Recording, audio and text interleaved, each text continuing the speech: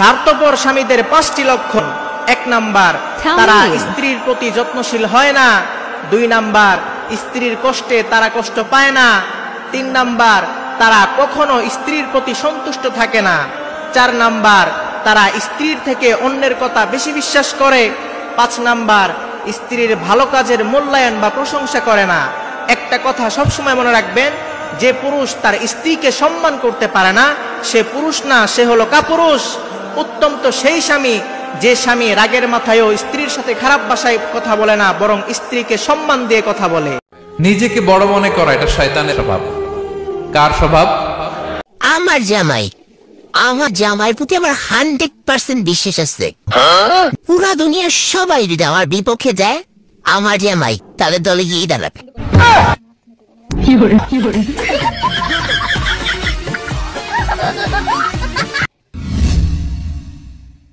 মেয়ের বাপ মেয়েটা জন্ম দিয়ে কি অপরাধ করছে?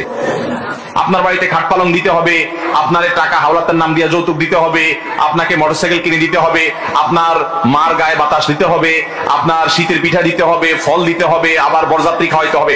আল্লাহর জমিনের সবচেয়ে বড় জুলুম গুলো যদি কয়েকটা থেকে আমাদের এই অঞ্চলে, এই দেশে, তাহলে তার ভিতরে একটা বড় জুলুম হলো এটা যে মেয়ের বাবার উপর এই সমস্ত জিনিস আমরা আরোপ করে দিই। আবার বলে কিনা আমরা তো চাই নাই, ওনারা খুশি মনে দিচ্ছে। আপনারা খুশি হয়ে যাবেন। নির্লজ্জ ডাকাতি। মেয়ের বাপের বাড়িতে 200-300 মানুষ দরাদরি করে, দর কষাকষি করে আমাদের 300 মানুষ খাওয়ান লাগবে, 200 মানুষ খাওয়ান লাগবে। ছি ছি ছি ছি ছি। এই ছোট লোকই করে যে যায় 200-300 লোক খাইতে যায়। আহারে আল্লাহ, ফকিরও এরকম একসাথে যায় না। এই বরযাত্রী যেটাকে আপনারা নাম দিচ্ছেন, এটা মহিলাদেরকে আল্লাহ রাব্বুল আলামিন প্রচুর পরিমাণ আবেগ দিয়ে সৃষ্টি করেছেন। তাদের মধ্যে যত আবেগ আছে আমাদের পুরুষদের মধ্যে এত আবেগ নাই। আবেগ বেশি কেন?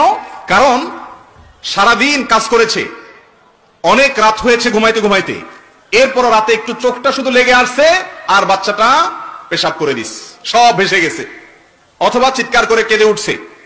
মা হিসাবে তার ঘুম ভেঙে উঠে যেতে হয়।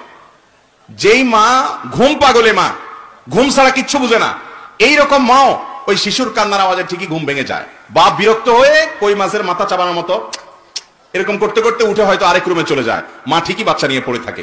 কিসের ভিত্তিতে পারে? তার মধ্যে আবেগ আছে। তার মধ্যে কি আছে? আবেগ আছে, ভালোবাসা আছে, আপনার চাইতে বেশি আছে।